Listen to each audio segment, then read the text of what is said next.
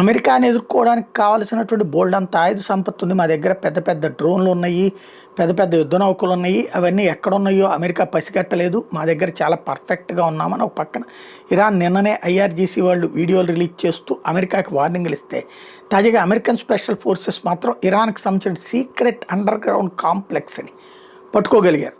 Under ground war రూమ్ని ధ్వంసం చేయగలిగారు. ఏదైతే ఎవ్వరూ ఊహించనటువంటి దెబ్బ కొట్టగలిగారు. హిడెన్ అండర్ గ్రౌండ్ ఒకటి ఉంది అన్నటువంటి చాలా రోజుల నుంచి జరుగుతుంది. ఆ మధ్యన మొట్టమొదటి రోజున కొట్టారు. ఏదైతే ఆయన చచ్చిపోయాడు కదా కొమైని ఉన్నటువంటి అండర్ గ్రౌండ్ని అప్పుడు ధ్వంసం చేయబట్టినే ఆయన చనిపోయారు.